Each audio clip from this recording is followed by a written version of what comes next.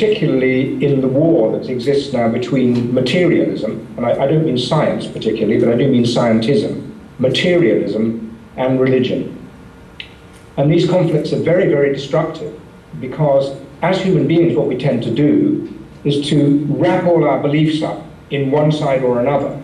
And in doing that, we negate the view of what we consider to be our opponents. And that's actually an extremely destructive position to find oneself in.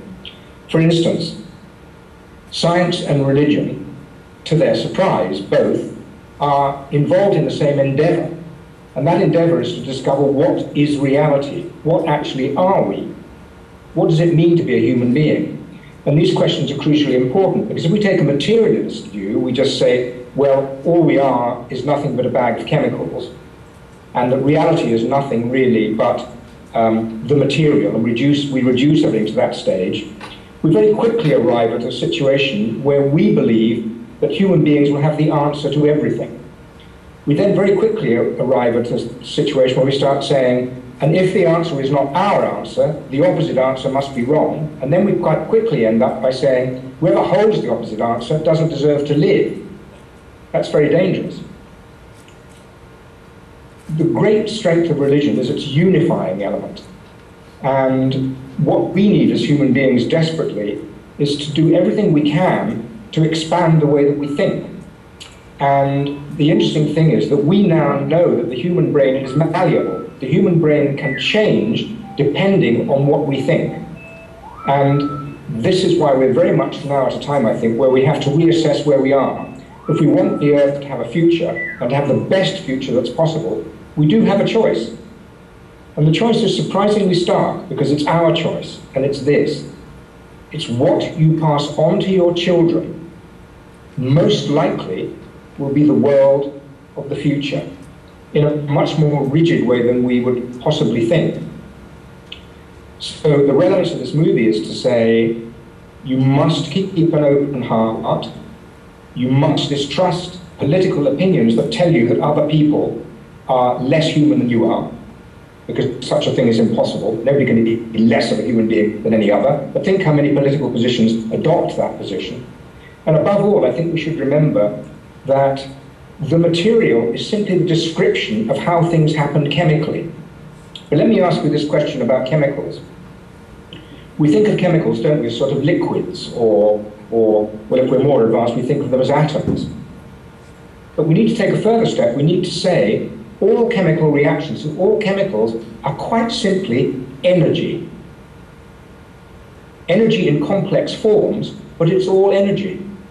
So in that sense, we are only complicated forms of energy living in a system that is a complicated form of energy. But we have one extraordinary advantage over the system, which is that energy has coalesced in such a way that we have choice, and that we can choose the reality that we live in. And that's what religion is about. Every great religion says to you, from Buddhism across the board, you as human beings have freedom of choice. But they offer one extra thing, and they say, outside the human, there is a measure of value that is greater than the value that any human being brings to life. And I think that's a very, very, very important thing for people to think about. Now, everybody is free to make up their own minds about that. But to take that choice on, and to not dismiss God as simply a superstition, which I think is quite short-sighted, but to say, this is a gateway to understanding the full potential of human beings, that for me is the way forward. So although I've taken a very long time, I probably only answered one of your questions, I think it's the most important one, and a very good question. Thank you very much.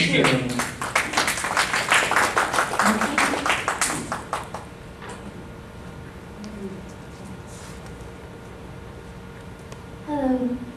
Good afternoon, sir, over there. I'm a 14-year-old high school student here in Manila of Woodrose.